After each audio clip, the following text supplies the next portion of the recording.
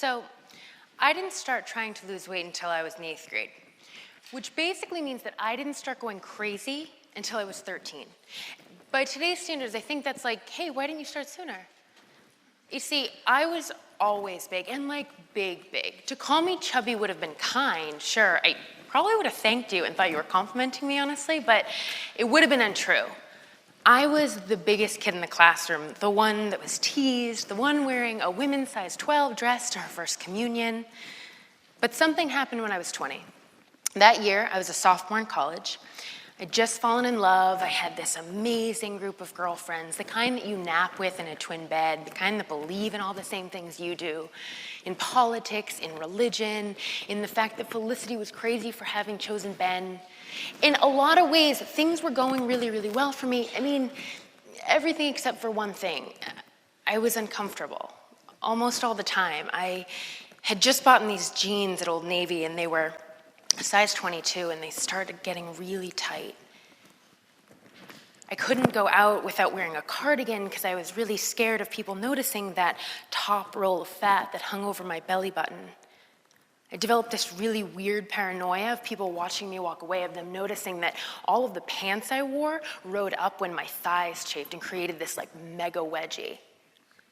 If I was ever late to class, I mean, even by 5 minutes, I would skip it altogether, knowing that I couldn't bring myself to squeeze through that one row of students to that lone middle seat.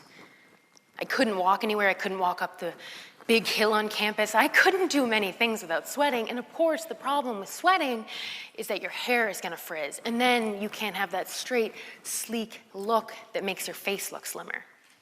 I saw pictures of myself, and I was like, who is that? So what did I do with all of this? It was a Tuesday, and I'd just gotten home for summer break, and my best friend and I decided to join the YMCA. We were going to shape up, which is so petite and cute for the life intervention that I really needed. I walk into the locker room, and I put my things down, and I walk over to the scale, and the interesting part about this is that even knowing all I knew about myself, that I was really, really big, that my doctor had told me since I was a baby that I needed to lose weight, that I could eat a medium steak and cheese sub with extra cheese and mayonnaise on the car ride home from a shift at the local pizzeria, and then eat a full dinner at home. Like, even knowing all of these things, I still felt this wild place where I was unprepared for the number I saw. 268. It was sobering. Like, at least 10 times worse than when you spend a bunch of money and then have to confront your bank statements. Something about being that close to 300, it scared the hell out of me. And even though that number was alarmingly high, it wasn't nearly as scary as, like, what would happen if I didn't stop that gaining? I thought about how hard it would be to turn back now. How much weight does that mean I have to lose? And even though that number was high, I wasn't scared of existing at 268 because, like, hey, I'm here. It was like, what comes after 268? And for the math people in the room, it's 300. It's 400. I did the only thing I could do. I worked out that day. And this is not going to be the part of the story where I'm like, you know what, exercise is like all these endorphins and you feel so good. No, I hated every single minute of it. But it was this fear that I had that said, I have to be on my way. I have to do it this time. Did the only thing that you can really do when you want to overhaul your life. I cried. I called my mother, told her it was all her fault. She cried. We cried together. We reconciled. We fell deeper in love. And then I watched a ton of Oprah. And then I made a plan. And at first the plan was just this, my own creation. I cut down on the size of the meals I ate. I chose to snack on fruits and nuts when all I wanted to do were dip pretzels and Nutella. I exercised consistently. I joined Weight Watchers. I counted points, and then I counted calories. And it was working. Like, I was seeing results in every way. I was doing what I set out to do, but that's not to say that I didn't waver. I wanted my gym to burn down. And I didn't want to have to do it myself because what a headache, but I did want somebody else to do it. I had all of these panic attacks where I was like, how much longer am I going to have to be doing this? Or am I ever just going to be able to have a buffalo chicken pizza again and, like, not just a slice? I was so sick of people telling me about slivers of things. Like, give me 10 slivers and we'll call it a day. I'd read this article about this woman. she'd been morbidly obese for years and years, and she decides to join Overeaters Anonymous. And so she's struggling. It's been a few weeks. She calls her sponsor. She tells the sponsor, I'm not doing okay. It's like this wanting to eat in me. It's not even in my control anymore. I think I'm going to binge. The sponsor tells her to breathe, and the woman's like, yep, breathing's going to help right now. Thank you. And the sponsor says, do you think you can do it today? And the woman's like, do what today? And the sponsor says, do you think you can make it to the end of today without binging? Just today, not tomorrow, not the next day, not next week. Can you just focus on making it through today, staying strong? And the woman just has this moment where she's like a little confused and a little relieved at the thought, like, just today. Yeah, I can do that. She hangs up the phone. She did that. She stayed strong that day and somehow lost the weight. And now, here I was, this struggling woman, thinking about that story I'd read years ago, like understanding the full power of just today. Just today. That's how I made it through. Little over a year after I started that day at the Y, I went back and I weighed myself on that same scale. And that's the scale I should have burned down. Not the whole gym, because there's people, but that was the scale. Honestly. And I'd lost over 130 pounds. And at first it was exhilarating. I had this body that I'd only seen other people have. I could cross my legs fully for the first time. I could wear a t-shirt and a tank top that I bought at stores that everybody went to. I could run for 5 miles without stopping, something I never even wanted to do. I could walk and not be nervous that anyone would tease me or that a frat guy would call me a fatty again in front of my friends. I had this confidence suddenly. And more people made eye contact with me as I walked by. Because the thing is, I wasn't just thin then. I was accepted. I was seen. Felt this sense of worthiness that I hadn't before, and there's something really bittersweet about noticing that your own value has risen so exponentially, so quickly, and all for what you've changed about your appearance. When I'd overhear my boyfriend's friends say, she was cute before, man, but you really lucked out. Or when a friend of the family told me, it's good that you stayed a little bit thicker because that suits you. Or when one of my friends got tired of hearing other people praise how good I looked now and I could sense this shift in our relationship, I started to recognize that all of this attention came with its own baggage. When that newness and that fun started to fade, I felt this pressure from the outside, from the inside, a pressure to maintain, a pressure to be normal. What is that, number one? And the pressure was on all of these levels. One was on an eating level. My family, my friends, they really believe in this motto of eating big means living big. They'd be like, cut the crap with dieting. Andie, eat half a calzone. That's moderation. What are you talking about? And I didn't even know how to introduce calzones into my life again. It was just so new. And on another level, a personal one, I thought that a lot of the problems that existed in my life, my anxiety, my depression, my crippling self-doubt, I thought that they were because of my fatness and that they'd have gone away now, that they would have seeped out of my skin and all these millions of beads of sweat I'd shed, but they didn't. Because I was still the same person, and I just wanted to go back to this same optimistic feeling that I had when I thought that thinness was the answer. Soon, I just wanted to eat again. When it became too much to bear, when I started to say to myself, maybe I should eat again, because wasn't it easier then? I started therapy. And as I'm sitting there telling this woman about my life, telling her about my history with food and where it all began, and I told her about this night in November when I was sitting on Mom's bed and the phone rang, and I couldn't remember the exact words that Mom used, but I remember that she told me Dad was dead.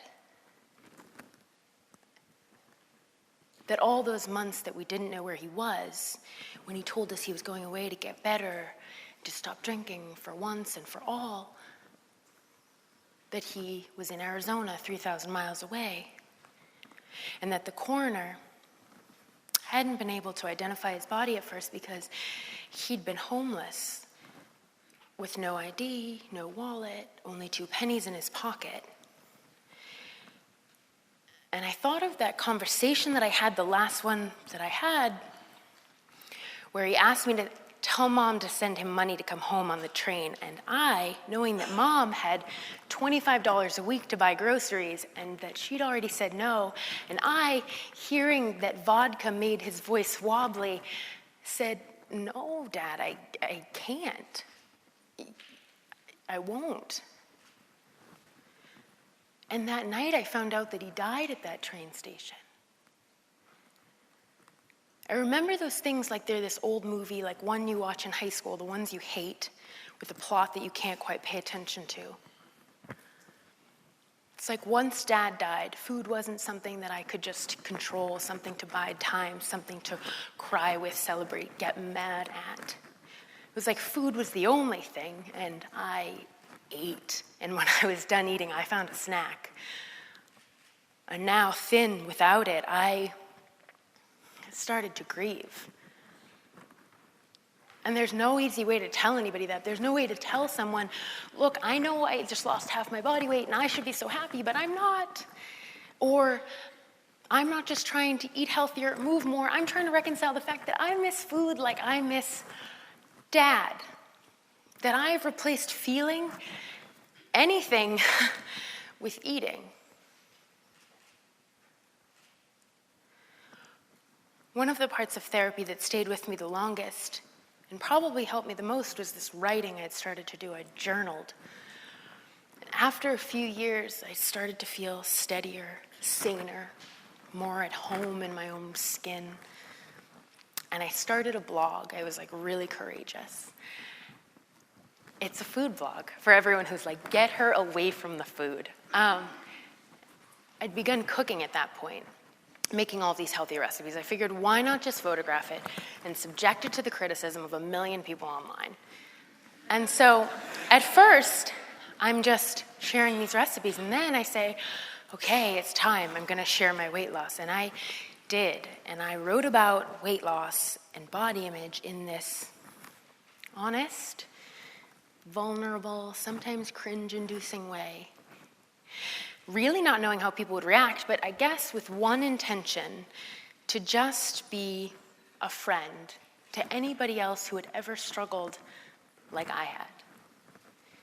To just make sure that anybody who felt weird or unsure or alone, to let them know that, hey, you're not, I'm weird too. If you're thinking about having a second cupcake, I just had 3. Like, it's just to be supportive. And I didn't want to be the girl that had lost weight and claimed she was a different person, a better person, a new person, because no, I wasn't. I was just handling new circumstances. And I think that being fat and chubby and morbidly obese and thin and one time too thin and never having felt just right, it gave me a credibility in what I wrote, and with that came this connection, a trust. People emailed me. I got thousands of emails. People who wanted to know how to lose weight, people who wanted to know if I had excess skin, people who wanted to know if my relationships changed, or people who felt hopeless. People who were kind, people who were not so kind, people who said that I was a self-absorbed, faux poetic little princess who no one wanted to read. Someone who said that I looked better before. Someone who called me a fraud when I'd gained weight. But mostly, people just needed to tell their stories. And really, I just needed to hear them because that's all I was doing, is telling my story. I'd created this place to talk about food and recipes, and I didn't talk about food and recipes. I talked about body image. I talked about breaking up with my longtime boyfriend. I talked about gaining weight in 2012, and 2012 was like the worst year ever. Did you feel that? And what a terrible failure that made me feel like, and all of these little struggles I still had every day, and good or bad responses aside, it was like people understood. Turns out, I was never the expert. I think you know that. I wasn't this healer, I wasn't a guru, I was the one still healing, I was the one still figuring it all out. And this writing that I did, this back and forth with thousands of people, it was this catharsis that I didn't know I needed until I was experiencing it. All of it was my way of turning this lifelong struggle I had into something good, something meaningful. I started to realize about blogging the same thing I was realizing about life, which is it's never just about the food. It's the way I'm using it to tell my story. Food isn't the stand-in for a dad. It didn't make my depression go away. It doesn't make me feel like I'm good enough or smart enough or pretty enough. It doesn't make me stop questioning whether the books I'm writing are worthwhile to anybody. It took me a long time, but I think I get it, that the answer to the question of how do you lose weight and keep it off, the answer is not in the places we look. The answer is not in religious adherence to calorie counting or paleo or green juice in the morning or a strict exercise routine or anything like that. The answer is in the same mantra that I used to lose weight in the first place. The answer is in doing it today. It's waking up every day and asking yourself, can I do it today? Not thinking about tomorrow or next week or all the challenges that are going to come that are definitely going to make you want to quit at one time, just living in this moment, every moment. And it applies everywhere. It's with work. It's with loving your partner. It's eating right when your office has donuts. It's going out for 3 glasses of wine and trying to make a decision that doesn't involve a deep fryer. It's treating your kids with patience when your kids are sometimes kind of sort of the worst people you've ever met. You give it your all just for now. And look, maybe tomorrow you can do it again, but we'll cross that bridge when we get there. When you do this, when you don't turn to food to cope with grief, anxiety, sadness, every lonely moment, you end up having no alternative but to seek out other things that bring you fullness, bring you joy, bring you pleasure. You do more. You go out when your inclination is to stay in your swaddly comfort zone and order in.